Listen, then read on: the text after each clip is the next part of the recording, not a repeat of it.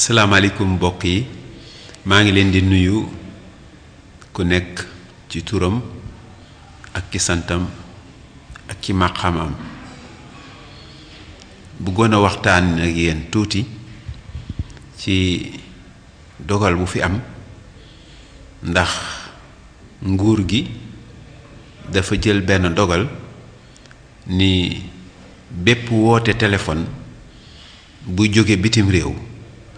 bala moo dugg Sénégal dinañ ko fayloo naam fayloo sax am na ba noppi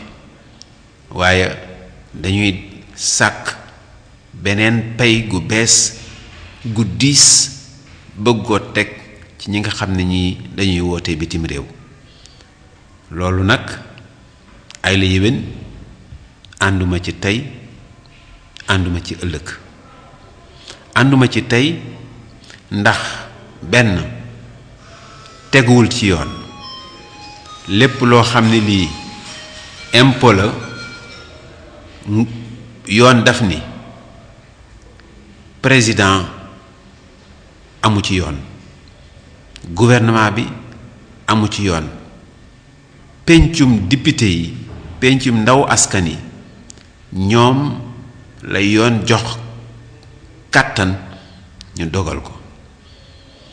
kon bu président yeewoo benn bés dogal ko te jaarul ca ña nga xam ni ñoo ko mën a dogal loolu duma ci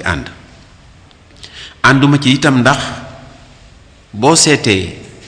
ñi nga xam ni ñi ñooy woote jóge bitim réew ñi ci ëpp mooy suñu mbokk yi nga xam ni ay sénégalais lañu dañu nekk bitim réew ci tukki wala ci dëkk rawat nag ñi nga xam ni dañoo dëkk bitim réew nga xam ni seen diggante ak seeni njaboot ak seeni bokk dara doxu fi lu dul téléphone ñu ciy fay lu baree bari kon yokk la ñuy fay di leen teg beneen lempo boo xam ne bii bu diis la loola mënuma cee ànd ndax loola buñ ci jógul mën naa yàq diggante suñu bokk yi nekk bitim réew ak seeni njaboot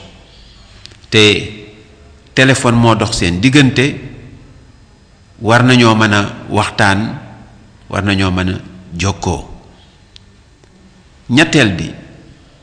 ànduma ci tey ànduma ci ëllëg ndax suñu bokk yi nekk bitim réew li ñuy def ci koom-koomu réew mi nga xam ni xayma nañu ko ci 675 milliards de francs CFA at mu jot waaye ñooña kay buñ leen néewul waa leen góor itam waruñu leen a teg ci seen ndodd ay impôt yu mel ni bii ñuy bëgg a teg képp koo xam ni kii yaa ngi woote bitim réew et man de nee naa leen ànduma ci tey ànduma ci ëllëg maa ngi ñaan ki nga xam ni kii mooy njiitu réew mi mu deltu gannaaw ci décret bi mu jël dindi ko bàyyi ko maa ngi ñaan itam ñépp ñoo xam ne ñii ñu ngi may dégg ñu taxaw temm ci fexe ba loola deñ fi maa ngi fas yéene itam su yàlla ne waaw maanaam su fekkente ne askan wi fal nañu ma nekk ndawum askan wi su ma toogee bokk na ci dog-dog yi may jëkk a dogal moo di dindi ba mu deñ wet impôt bu bees boobu nga xam ni président de la république moo ko bëgg a teg nit ñi et maa ngi leen di gërëm maa ngi leen di sant ci seen taxawaay ci seen pasteef ci seen dogu ak ci seen jàppale di leen biral ni ndogu ba ma amoon démb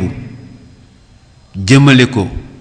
ci élection présidentielle 2012 tey la gën a dëgër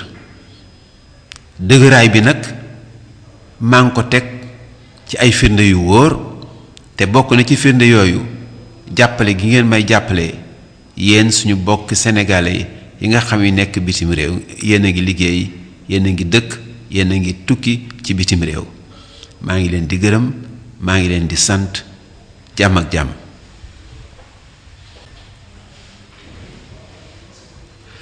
Je voudrais vous saluer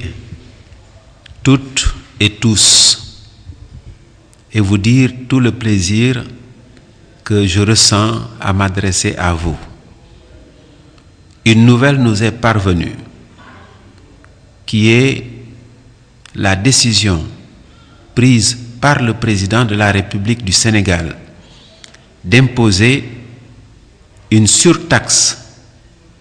aux appels téléphoniques venant de l'extérieur du Sénégal et entrant au Sénégal. Je suis contre une telle décision et je m'élève contre cette mesure. Ma réaction s'appuie sur 3 arguments. Un argument légal d'abord,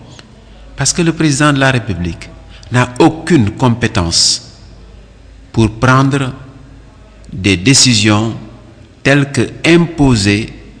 une nouvelle imposition aux Sénégalais. C'est une compétence qui relève exclusivement du pouvoir législatif, c'est-à-dire de l'Assemblée et du Sénat.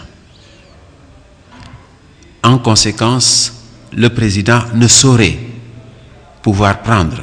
une telle mesure.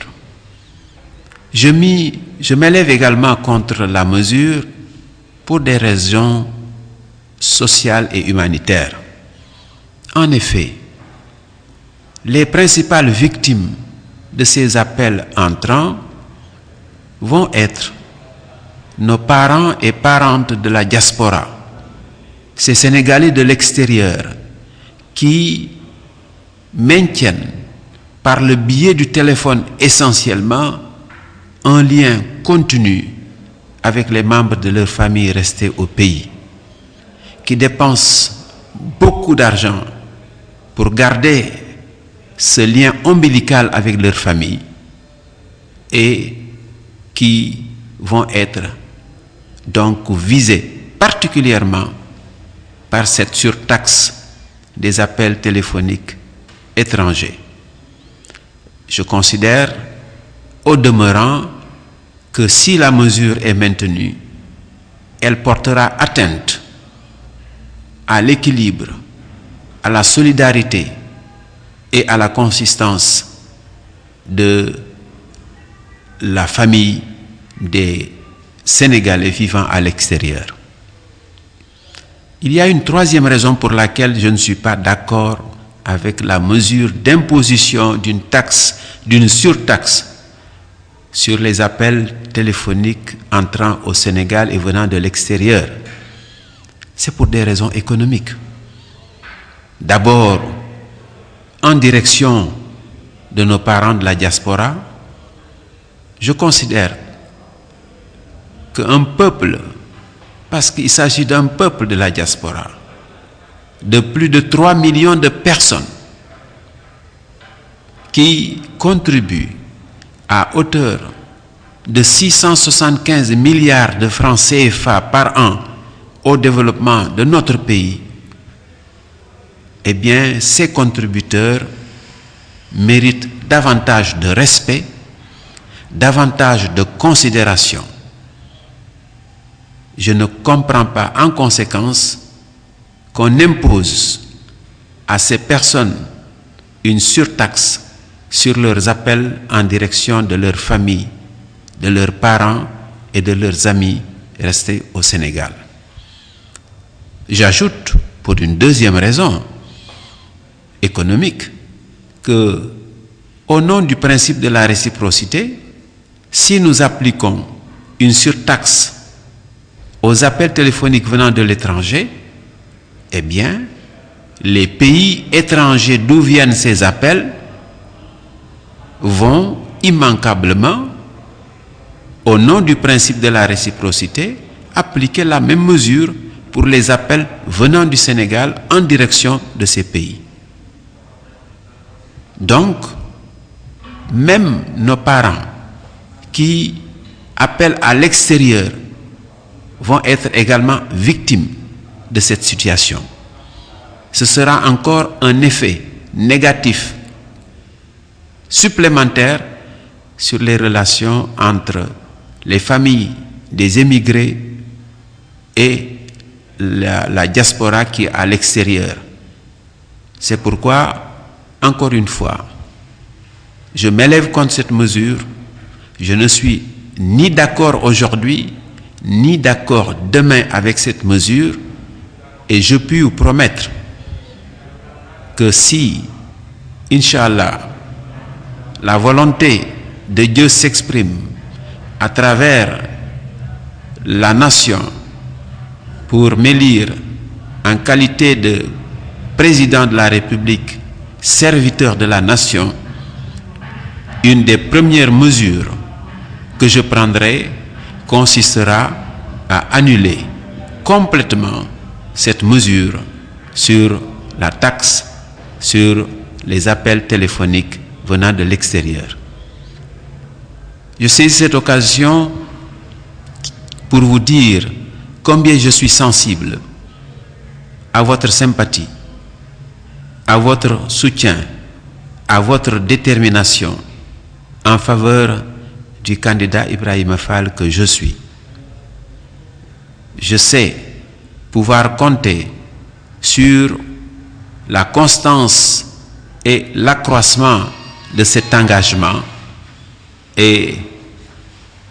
je puis vous dire que je ne vous décevrai pas. Je vous souhaite une très bonne fête et je vous remercie de votre attention.